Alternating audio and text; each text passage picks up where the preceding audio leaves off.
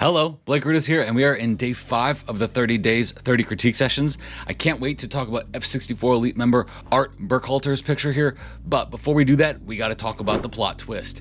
Yesterday's twist was only using curves, and I thought that was a good one, but today's comes from Gary Canston that says, twist suggestion, color adjustments only using channels. And I think that's really awesome, but here's the thing about channels. Channels themselves cannot edit color. So I was trying to get some clarification from Gary's, but I didn't get any back. Here's the deal though.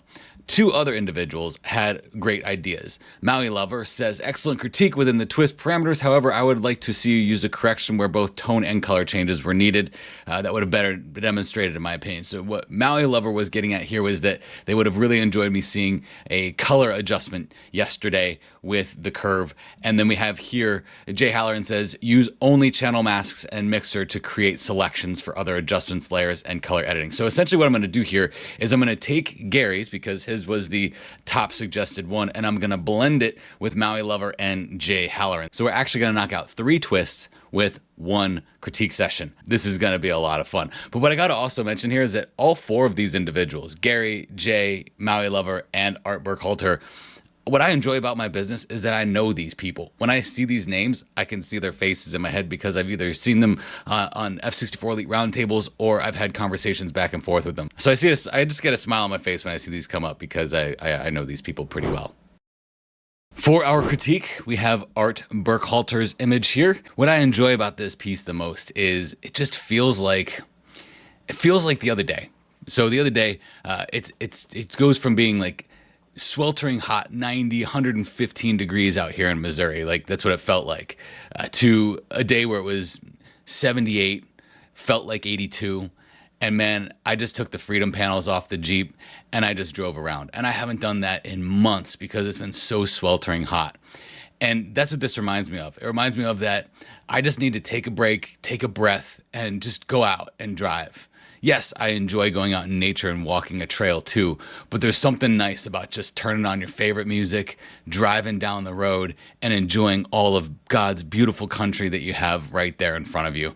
That's what I gather from this. This is making me feel that. It's pulling me back into a memory, a very close memory that I have from last weekend, but that same memory can be pulled out of the core of my life and be placed in many different places. I can go back to when I was in college and just needed a breath of fresh air and get in my car and just drive around campus, just slowly cruising, enjoying myself. So this image brings up that type, it conjures that type of memory. What I enjoy about images like this is I can just put myself right in there and I feel like I belong in that truck. I can almost hear the music and just faintly just going past me as they're driving. With that being said, I do have a disconnect or two with this, and that really is just about the color. You see, I see this veil of green that is just being cast over the entire image. You might not be able to see this, but I'm telling you, I'm not trying to fluff my own feathers here. I'm saying with a trained eye, I analyze images. I've analyzed images for countless years. You just start to see certain things, and I'm going to show you that representation with the color evaluation map. But I see this veil of green, and what that veil of green is doing is it's forcing all of your yellows to be more of a greenish yellow, which is more of like a swampy kind of muddy kind of yellow rather than that lively yellow that we want that yellow to be. At the same time, I feel like there's this transition of light where the image wants to be a little bit more on the warm side, but because green can be such a neutral color, it tends to favor whatever color is most dominant. So when I look at this image, the color that's most dominant outside of that green and yellow is going to be the blue. So now what's happening to all the colors that are happening in the foreground? They're appearing more cool to me instead of warm to me. If they were warmer, I would have that feeling of like the sun is setting and that kind of presence of light that it makes me feel even more like a memory because of its warmth. But because green and that veil of green that's over it, it's all favoring more towards the blues, which is making the entire image feel cooler. So what I want to do is use some channel masks here to separate out the colors and explore those colors separately with curves. So let's jump in. Okay, so as I said before, channels themselves are just data. And the channel data, if we go into our layers palette here and you have yours set up this way, I highly recommend this. If you're a photographer and you don't have channels visible next to your layers, I think that that's a no-no, okay? Channels should be something that's visible and you shouldn't be afraid of them. But I do understand I don't have a whole lot of time to actually instruct on what channels are. I'm actually on F64 Elite. All year I've been covering channels. So I am going to be discussing that towards the end of this as well. So first things first, let's actually cut through this green first. So what I'm going to do is in the self-critique guide, I've given you the color evaluation tool. I know I'm already breaking a rule right now, but technically, I'm not going to be using this for any editing. It's only to visualize what I see. You could think I'm crazy for saying that there's a green veil here, but after you see this, I think you'll agree with me. So I'm going to press play on this, and what this is going to do is it's going to break the image down into what is most visible as far as the color is concerned. What is the highest representation of color that the viewer is seeing? Anything that's in gray, they typically aren't going to be looking too much at. But you see here, there's the blue, and we see this yellow, and you might not see the green veil here yet. But as I start making my modifications, it's going to come alive. So what I'm going to do first is cut through that veil of green. And I'm going to do that just with a curve. And I'm not going to use any tonal value for this because I'm not modifying tone. I'm only modifying color in this one. And that's because of the twist. So in the RGB values, I'm going to go into green. Okay, so we're in the green channel right now. This green is actually targeting green channel data. So if I need to cut through green, I don't want to lift this up because it's going to make the image more green. I actually need to bring this down, which is going to make it more magenta, and you're going to start to see that it's going to cut through that veil. Now watch what happens when I bring this down to magenta. Okay, we start to see that those yellows actually get a little bit more life in them and become a little bit more vibrant and lively and bold, and they start to get that more warmish color added to them because magenta is a warmer color. Now let's look at our color map. Okay, we'll turn it off, turn it on. You can see it now. I'll zoom in here, okay? At the pixel level, I'll turn this off. See the green? There's a green veil. It's in your midtone areas. That magenta is gonna help cut through it, okay? So that's the first thing I'm gonna do is cut through the magenta. We'll just call this green color cast. Now, I don't wanna push this too far because I'm gonna modify the colors in both the yellows here and the blues here as well. So what I'm going to do now is go over into the channels. Now this is the actual channel data. So we looked at the curve that was modifying the data of these channels, and it's not actually making a physical modification of the channel itself. It's making a modification within the representation of what that channel is when you put it into the RG and B curve. So what does this data show me? This data shows me if I click on the red here, so I'm just going to click on this red, anything that is in white is the highest presence of data within the red channel. Anything that is in white in here is the highest presence of data within the green channel. And this is luminance data. And what I mean by that is luminance is 0 to 255. So if you see black in any of this stuff, black is not going to be represented on here because what we're seeing is what has value above 0 or even 0 to 10. So anything higher than that, you're going to start to see in a representation in what would look like a mask here.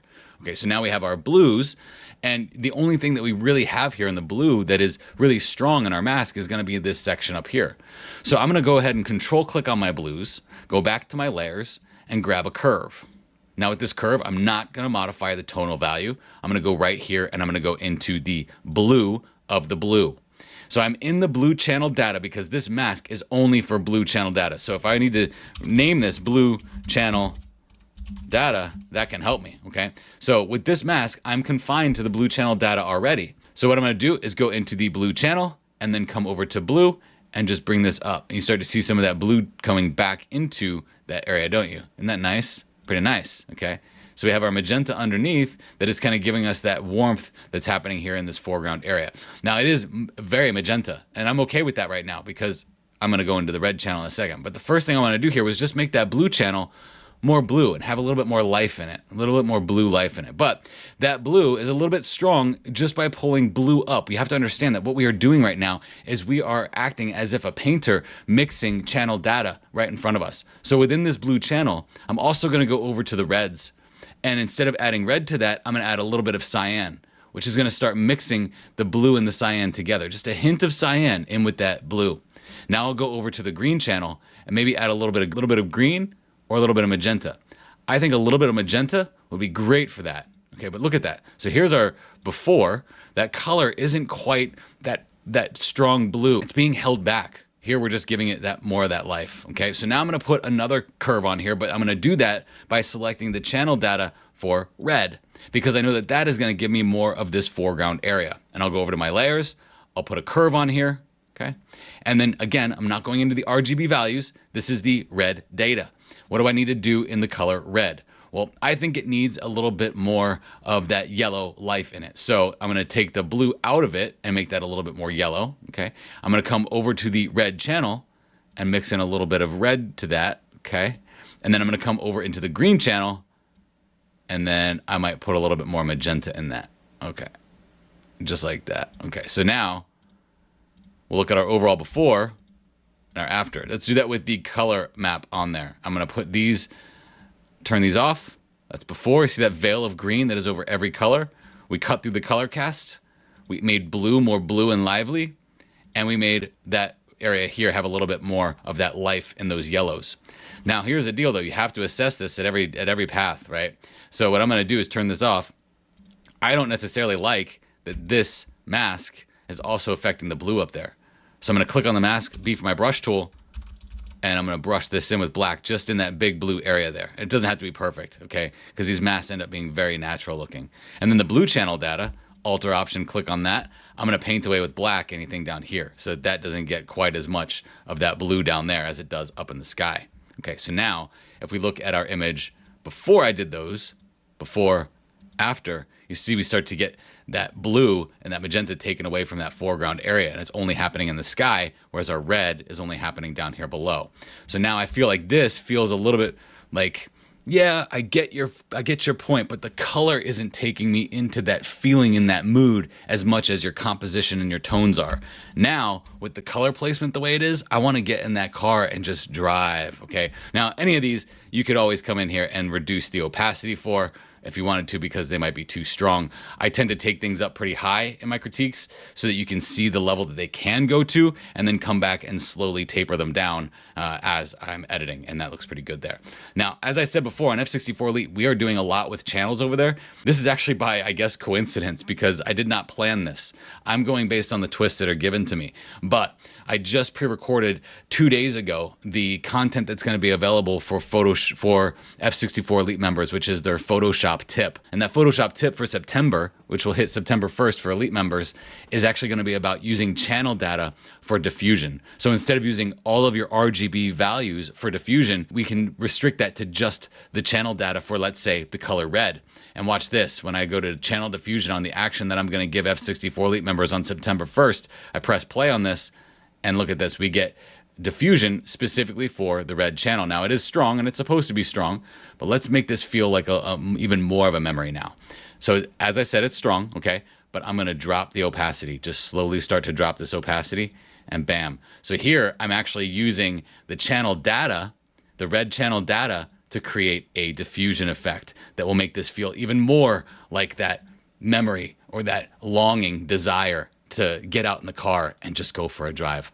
Thank you very much, Art. Thank you, Maui Lover. Thank you, Jay. And thank you, Gary, for the suggestions for this image. And thank you, Art, for presenting such a wonderful image for us to work on.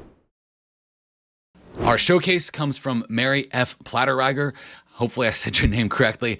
I really enjoy this image because I tend to find photographing in forest to be really difficult. I just can't see the forest through the trees, I guess, a forest from the trees, whatever that phrase is. But sometimes it can be hard to find a really good composition when you're surrounded by texture on top of texture on top of texture. So I like the fact that you slowed down a little bit while you were walking through that. You paid attention to line. You paid attention to nature's composition, leading lines, and beautiful color. What I appreciate about it is that goldish amber color that has this life and presence to it that navigates me right in between the crevices of these trees and the roots that they're putting into the ground. So I really enjoy this from a compositional standpoint. It's kind of like an abstract landscape composition, but I know what it is. And I look at it, I'm like, oh, you know what this tells me to do next time I'm out in the forest is, hey, Blake, if you can't see the forest from the trees, why don't you look around a little bit more at things that you can enjoy in that forest? So I thank you very much for this, Mary. Here we are with our donation amount. We are growing rapidly here at $4,010.25, going to give kids art. You guys are extremely generous. This is incredible. We're putting art kits in the hands of kids that would otherwise be without. So awesome job. Let's keep it up. Let's keep the rhythm flowing. We're only on day 5 here. And as a reminder, every time you subscribe, that goes towards a donation. Every time you download the self-critique guide that you see in the description below, that goes towards a donation. Anytime someone becomes an annual F64 Elite member or a monthly F64 Elite member, that will also be a donation to Give Kids Art. So let's just keep it rolling. We've got 25 more days to go, and I can't believe the level of education that we're already getting on these critique sessions. I will say that I did not intend for these to be as lengthy as they are, but I'm glad that they are because we're learning some incredible lessons here. And we're doing that through the twists and the challenges. So if you could do me a huge favor and just get creative and leave a twist below, that would be awesome. So let's get creative and let's not repeat the same one twice. Let's see what we can come up with for day 6.